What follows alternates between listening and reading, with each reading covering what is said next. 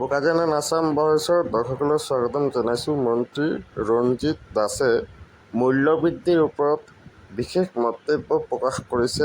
আহক চাওঁ এই বিষয়ে। মূল্যবৃদ্ধিৰ কাৰণে সপ্তাহত মই দুদিনমান মই নিজৰ ঘৰৰ মানুহে গালি খাওঁ। গতিকে এইটো বাস্তৱ সত্য আৰু এইটোৰ কাৰণে প্ৰধানমন্ত্ৰী উদ্বিগ্ন, মুখ্যমন্ত্ৰী ডাঙৰীয়া উদ্বিগ্ন, এইটো ময়ো উদ্বিগ্ন আৰু মাজে মাজে এইটো লৈ পেলাই আমি আলোচনা কৰোঁ।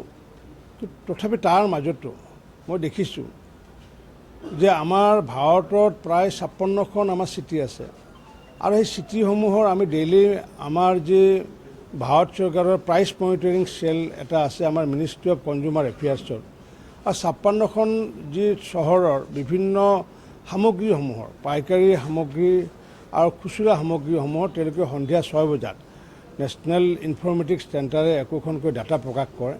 আৰু সেই ডাটা যদি আমি চাওঁ তেতিয়া দেখিছোঁ যে ভাৰতবৰ্ষৰ বহু চিটিতকৈ আমাৰ গুৱাহাটীয়ে হওক বা আমাৰ ডিব্ৰুগড়ে হওক বা নগাঁৱত বহু সামগ্ৰী এতিয়াও কম।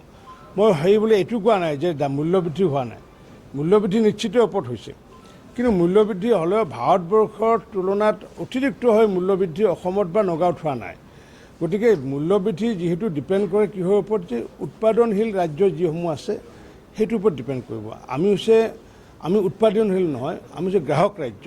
কাৰণ আমাৰ ইয়াতে যদি কওঁ যে সৰিয়হ আমিতো ভাৰতবৰ্ষতে আমি এতিয়া 50% সৰিয়হ বা খোৱা তেল আমি বাহিৰৰ পৰা আনিব লাগে, ভাৰতৰ বাহিৰৰ পৰা আনিব লাগে, যাৰ কাৰণে প্ৰধানমন্ত্ৰী ডাঙৰীয়াই MSP দিছে সৰিয়হৰ ক্ষেত্ৰত। আগতে আমাৰ অসমৰ কৃষকে 4,400 টকা পাইছিলে প্ৰতি কুইণ্টলত, এতিয়া আমি 5,545 টকা দিছোঁ, যাতে ধান খেতি যাতে হোৱাৰ পিছত, ধান চপোৱাৰ পিছত মানুহে যাতে সৰিয়হ খেতি কৰে। কাৰণ যেতিয়ালৈ অসমৰ মানুহে, ভাৰতবৰ্ষৰ মানুহে সৰিয়হ খেতি নকৰিব তেতিয়ালৈ আমি ইজিপ্তকে আদি কৰি বিভিন্ন দেশৰ ওপৰত খোৱা তেলৰ ওপৰত ডিপেণ্ডেণ্ট হৈ থাকিব লাগিব।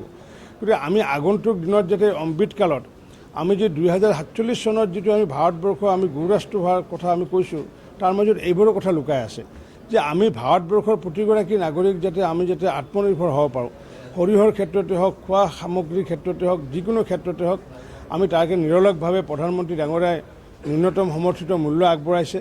আগতে অসমৰ কৃষকে 1,200-1,300 টকা কুইণ্টলত ধান বিক্ৰী কৰিছিলে, এতিয়া 2,183 টকাকৈ ধান বিক্ৰী কৰি আছে। গতিকে এইবোৰৰ জৰিয়তে আগন্তুক দিনত ভাৰতৰ বা অসমৰ মানুহে অধিক উৎপাদন যেতিয়ালৈ নকৰিব তেতিয়ালৈ আমি মূল্য বৃদ্ধিটো আমি হ্ৰাস কৰাৰ সম্ভাৱনা নাই। কিন্তু তথাপি মই দেখিছোঁ যে এই বিষয় লৈ পেলাই ভাৰত চৰকাৰে হওক বা অসম চৰকাৰে যথেষ্ট কাম কৰি আহিছে। আমিও এই ক্ষেত্ৰত যিমানখিনি সহায় কৰিব লাগে সহায় কৰি আহিছোঁ।